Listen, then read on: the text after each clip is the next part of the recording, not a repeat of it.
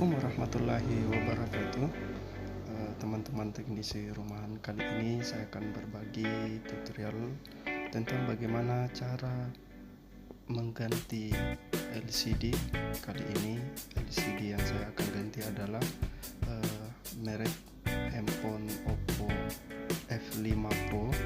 Di tangan saya ini sudah ada HP yang akan saya ganti. Jadi kasusnya ini adalah pergantian LCD. Ini dikarenakan kata usernya karena tertulis, jadi LCD-nya rusak. Nah teman-teman, dalam proses penggantian LCD seperti ini tentu tergantung tipe handphone yang akan kita ganti. Nah ini adalah tipe Oppo F5. Ini memiliki sidik jari. Jadi saat dibongkar, teman-teman perhatikan, kita harus pelan-pelan membongkar casing belakangnya supaya sidik jarinya ini tidak putus. Karena biasanya kalau tidak kita ketahui, biasanya terjadi putus pada fleksibel sidik jarinya. Nah ini ada kaleng-kaleng penutup, kita lepas terlebih dahulu biar mudah untuk melepaskan fleksibel sidik jarinya. Teman-teman, yang perlu diperhatikan dalam proses pergantian LCD seperti ini, tentu semua baut-baut kaleng penutupnya itu disimpan baik-baik agar nanti saat proses pemasangannya itu tidak lebih dan tidak kurang. Oke, setelah itu kita lepas baterainya. Kebetulan handphone tipe jenis ini saya anggap tidak terlalu rumit proses penggantian LCD-nya. Cukup melepaskan baterainya saja di bagian belakang. Setelah itu kita bongkar LCD-nya dari depan. Jadi ini tanpa membongkar mesinnya. Jadi mesinnya kita tidak bongkar. Jadi cukup kita bongkar saja baterai, lalu kemudian kita cabut. Nah teman-teman, dalam proses untuk melepaskan LCD dari backdoornya, dari casingnya ini, saya menggunakan blower yang saya gunakan ini adalah merek Quick 857D. Jadi settingan blower ini mungkin setiap user itu tergantung berapa panasnya, berapa anginnya. Yang jelas yang harus kita perhatikan bahwa jangan terlalu panas juga, karena ini bisa membuat pinggirannya ini meleleh, sehingga saat pemasangan LCD ini kurang bagus karena pinggirannya sudah meleleh. Jadi supaya tidak meleleh teman-teman, saat menggunakan blower seperti ini kita goyangkan seperti ini, kita putar. Kalau dirasa sudah panas, kita menggunakan plastik seperti ini. Plastik yang saya gunakan ini adalah bekas dari TS touchscreen. Jadi setiap kita pergantian touchscreen seperti ini ada plastik seperti ini. Kenapa menggunakan seperti ini? Ini supaya tidak terlalu tebal dan kuat digunakan untuk membelah LCD-nya. Jadi kita membelah LCD-nya pelan-pelan saja. Seperti ini, kita pelan-pelan saja. Teman-teman, sebenarnya ketika kita mengganti LCD seperti ini, lalu kemudian LCD-nya tidak dapat digunakan, itu sebenarnya gampang saja. Sekalipun kita istilahnya langsung cabut, tidak usah membuat seperti ini, cuma karena saya takutnya akan menimbulkan kerusakan pada komponen yang lain. Dan kebetulan LCD-nya ini masih bisa digunakan untuk mengetes mesin. Siapa tahu nantinya kita mendapatkan servisan dari jenis HP yang sama, kan setidaknya LCD-nya ini bisa kita gunakan karena masih nyala walaupun sedikit, tapi kan bisa kita gunakan untuk mengetes kerusakannya di mana. Jadi makanya saya bongkar secara pelan-pelan agar LCD bekasnya ini masih bisa saya gunakan untuk menetes nantinya. Nah, ketika sudah terbongkar seperti itu, kita lepaskan fleksibelnya dari mesin. Jadi inilah bentuk LCD dari Oppo F5 Pro ini. Teman-teman, ketika sudah terlepas seperti ini, langkah yang harus kita kerjakan lagi adalah membersihkan sisa-sisa lem bagian pinggirannya ini supaya nanti pemasangannya rapi. Jadi ini biasanya ada lem-lem bekas lem yang tertinggal, nah bisa kita bersihkan. Kalau saya ini membersihkannya menggunakan cleaner supaya lebih mudah lagi untuk dibersihkan, teman-teman. Supaya rapi membersihkan itu.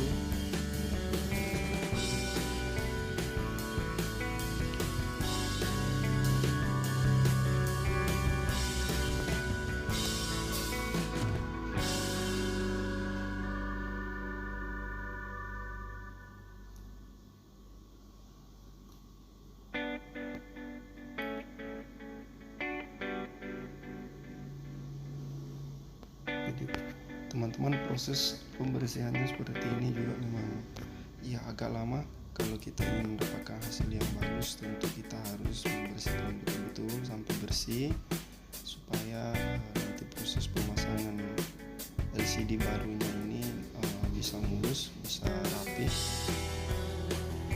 Jadi teman-teman, ini juga perlu diperhatikan karena biasanya ini kalau saya temui di kasus pergantian LCD seri HP Samsung, ini biasanya ketika selesai proses pemasangan itu kadang-kadang akan timbul semacam titik noda warna putih itu di LCD dikarenakan karena ada lem yang tertinggal di bagian tengah, sehingga ketika tertindis maka otomatis LCD itu akan tertindis ke depan dan ini mengganggu LCD yang baru. Makanya ini perlu dipastikan betul-betul harus bersih. Nah, setelah kita pastikan selesai, kita bersihkan bagian tengahnya, kita selanjutnya memasang lem.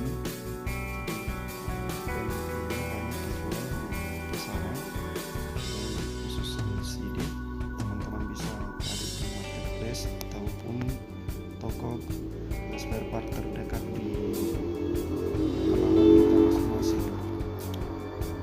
Jadi ini adalah proses pengeleman, teman-teman. Jadi kita santai saja, tidak usah terlalu terburu-buru biar hasilnya ini bisa maksimal.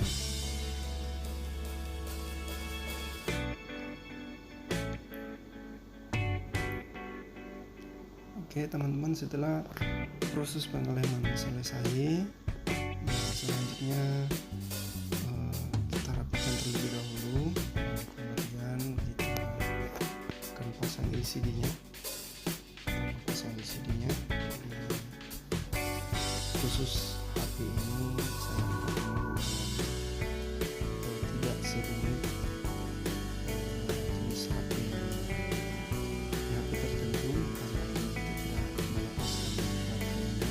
tidak melepaskan mesinnya, karena melepaskan baterai yang saja. Nah, biasanya ada juga proses penggantian LCD itu ada yang dibuka dari depan untuk kemudian membongkar, melepas fleksibelnya, ada juga yang harus dibongkar mesinnya untuk kemudian proses pergantian LCD-nya. Jadi tergantung dari tipe HP-nya teman-teman. Jadi saya pasang ini, pasang seperti ini, kita pastikan ini presisi ya teman-teman. Kita pastikan LCD itu harus presisi. Jadi kita betul-betul memperhatikan proses pemasangannya supaya bisa rapi.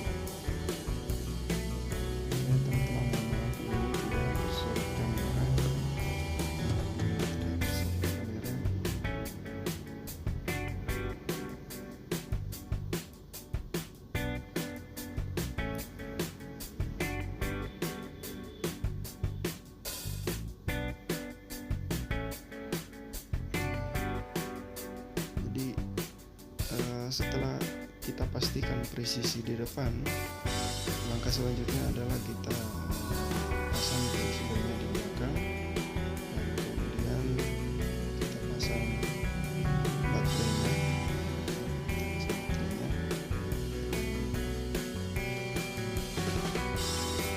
Nah, ini ya teman-teman, jadi baut-baut yang kita lepas betul-betul harus kita simpan baik-baik kali-kalinya, karena biasanya dalam proses pemasangan seperti ini kadang kalau kita tidak perhatikan, kita tidak simpan baik-baik bautnya maupun penutup kalengnya maupun sintrenya, itu biasanya hilang. Jadi alangkah bagusnya kalau proses pemasangan seperti ini kita amankan dulu supaya pada saat pemasangan seperti ini tidak ada yang kurang. Jadi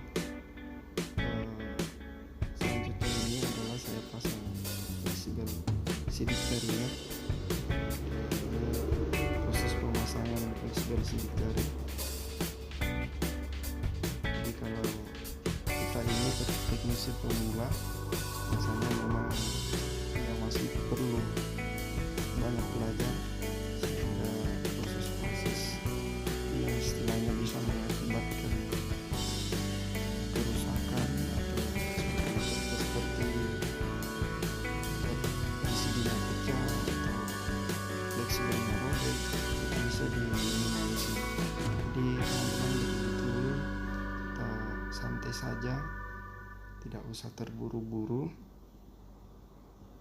Jangan sampai kita ini terburu-buru lalu kemudian bisa mengakibatkan kerusakan yang lain.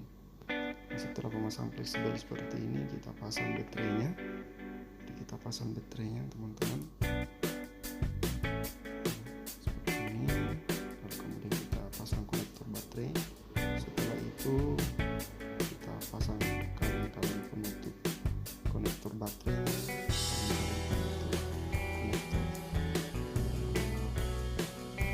fleksibel LCD-nya dan baut-bautnya yang kita pasang.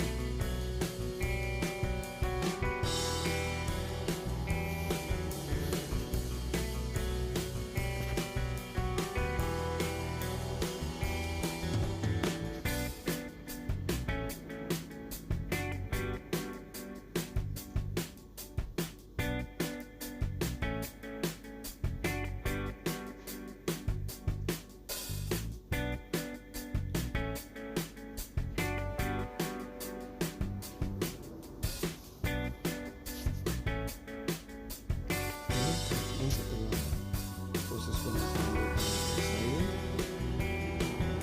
kemudian merapikan baterainya seperti ini.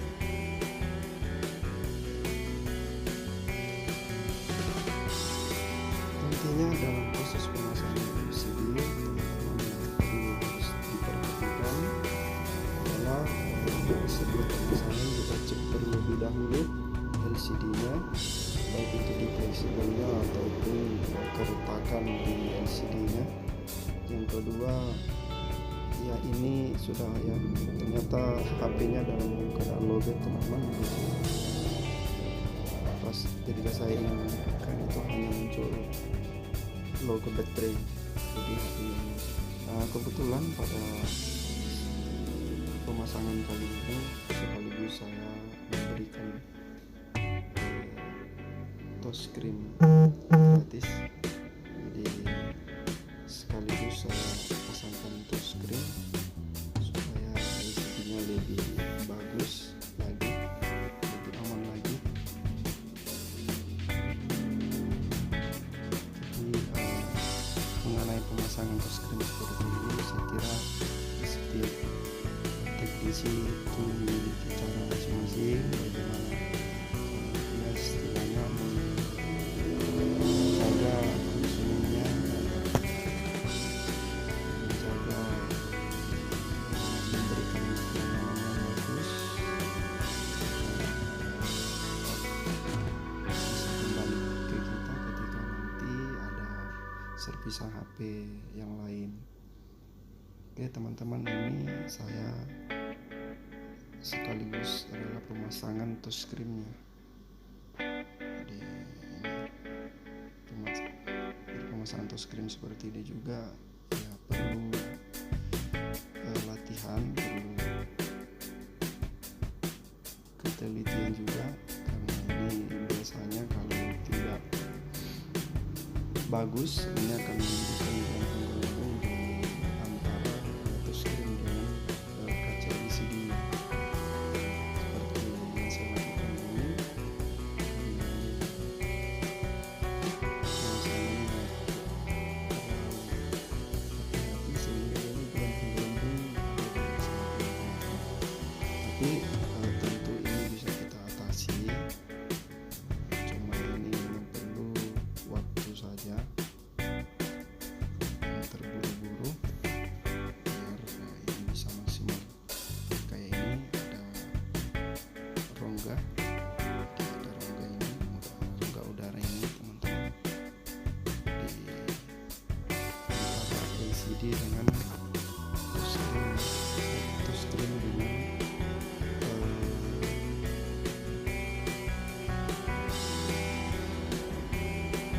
konfigurasi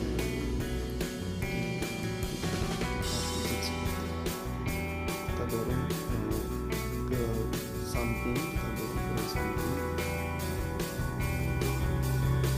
dorongnya sampai betul-betul bagus.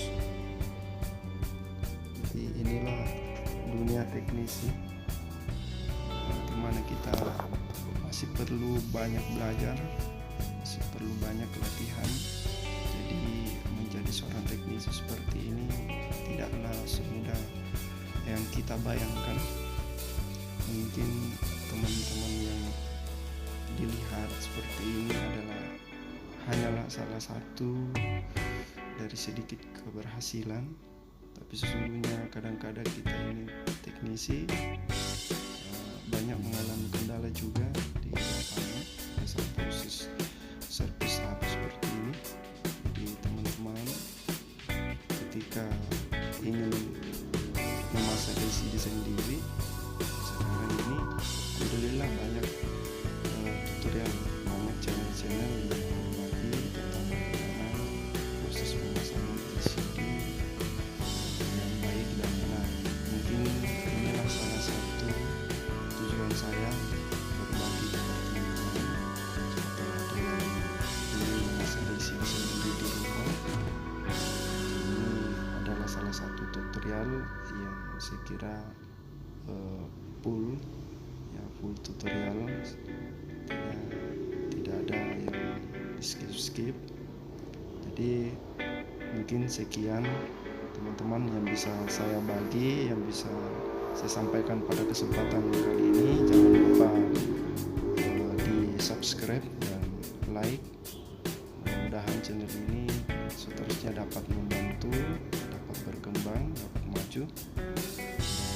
Salam dari Tusel.